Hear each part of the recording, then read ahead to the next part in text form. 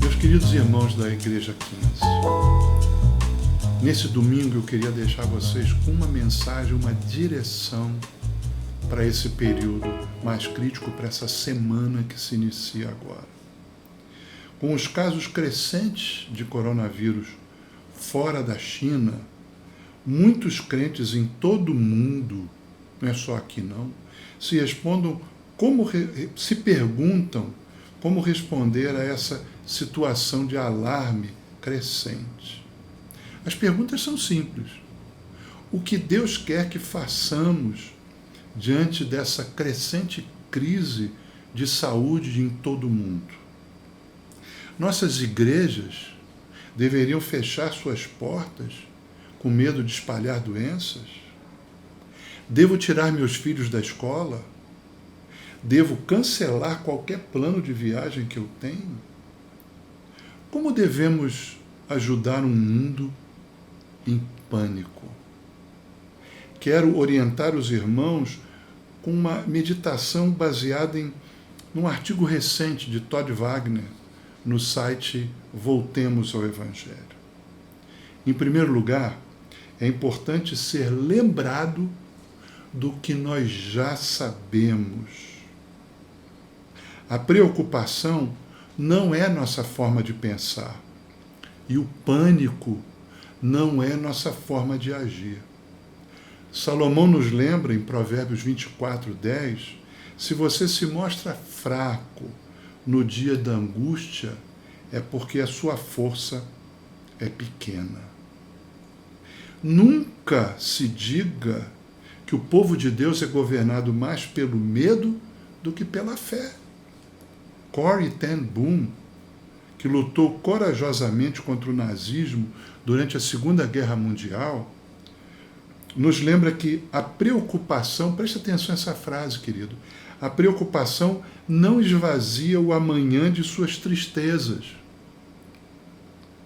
mas a preocupação esvazia o hoje de sua força.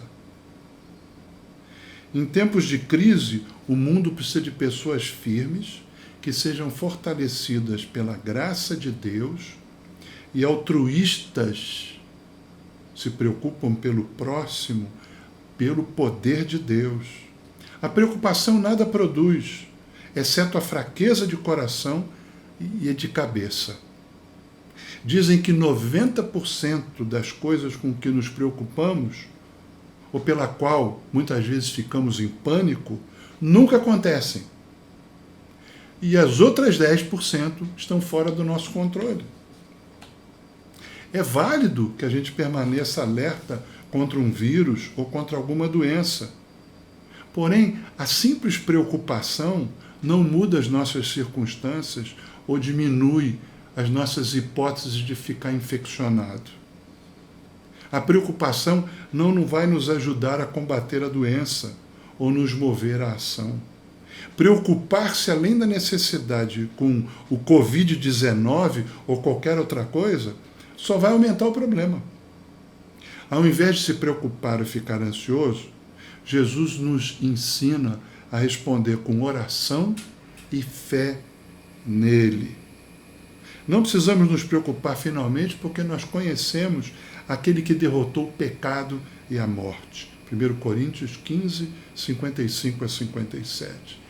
Lembre-se continuamente, é preciso, presta atenção, a mesma quantidade de energia para se preocupar quanto para orar.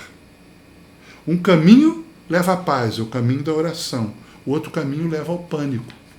Escolha sabiamente. A preocupação é comum ao homem, mas Deus nos chamou para enfrentar os problemas com coragem, lançando o nosso peso sobre ele. 1 Pedro 5,7, lancem sobre ele todas as suas ansiedades, porque ele cuida de nós. Ao longo da história, os cristãos se destacaram muitas vezes porque estavam dispostos a ajudar os doentes, mesmo durante pragas, pandemias e perseguições. Amavam as pessoas e não tinham medo da morte, porque entendiam que viver é Cristo e o morrer é lucro. Ao entrar na confusão da doença e da dor, eles foram capazes de demonstrar a sua fé ao mundo em pânico. Então, em vez de apenas perguntar como faço para me livrar da epidemia, talvez a gente devesse perguntar como eu posso ajudar os doentes. Nada disso, queridos, significa que a gente deve ser imprudente. Nem o amor de Cristo, nem a palavra de Deus encoraja riscos desnecessários. Mas ambos, tanto a palavra de Deus como o amor de Cristo, promovem a obediência.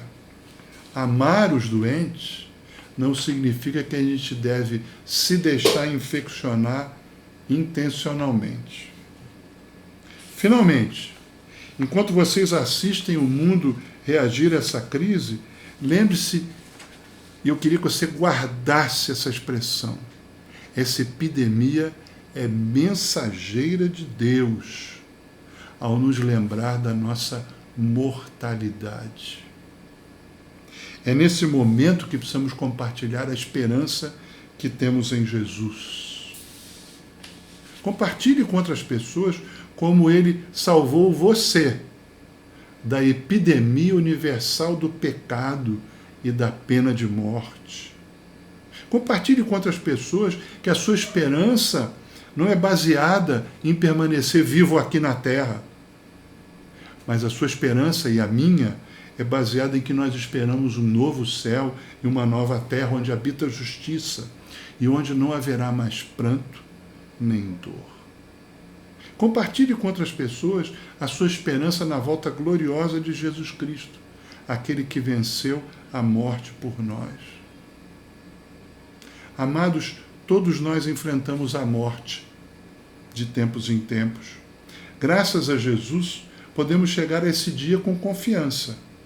Como Paulo, podemos lembrar que viver é Cristo, mas o morrer é lucro.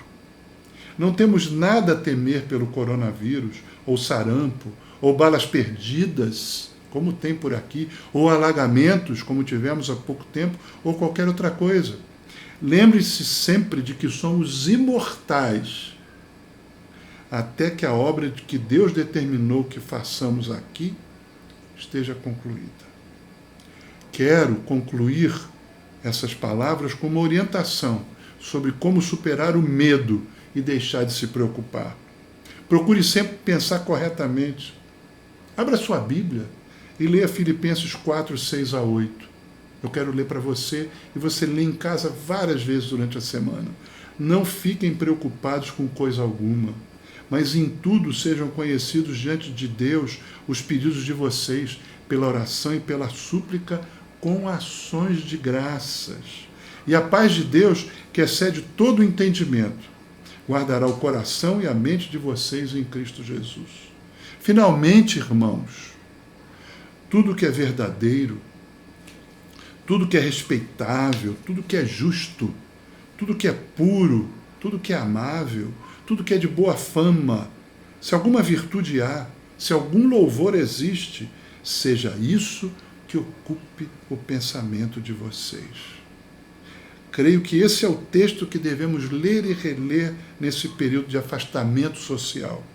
Ele fala de paz, oração e disciplina mental. Mas por que a mente é tão importante? É o comando central. Precisamos aprender a pensar corretamente e biblicamente.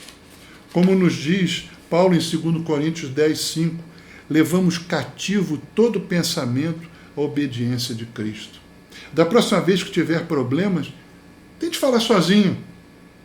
Precisamos dizer a nós mesmos para pensar biblicamente, porque nem sempre o pensamento bíblico vem naturalmente. Observe o desespero do escritor do Salmo 42. Por que está batido a minha alma? Por que se perturba dentro de mim? Mas em seguida o autor continua dizendo: espere em Deus, pois ainda o louvarei, a Ele meu auxílio e Deus meu. O Salmo 42 nos mostra que não devemos estar nos alimentando diariamente com enormes quantidades de notícias sobre a pandemia.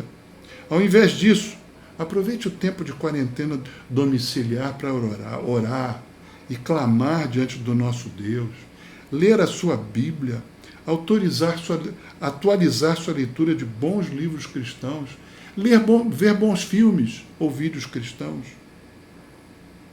Não se preocupe, não entre em pânico, creia em Deus, ore e entregue todos os pensamentos ao nosso Deus que nos ama e cuida de nós.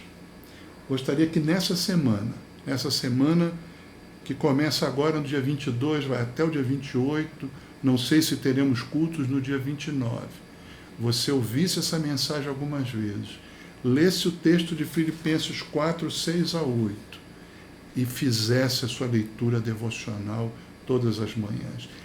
Ore, leia a palavra de Deus, alimente-se da palavra de Deus. Ligue para mim, ligue para diáconos, ligue para irmãos. A igreja pode estar com portas do templo fechadas, mas a igreja continua viva. A igreja continua um instrumento de Deus, porque a igreja somos eu e você e eu. Deus te abençoe.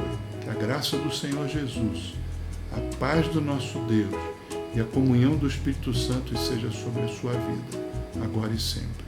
Amém.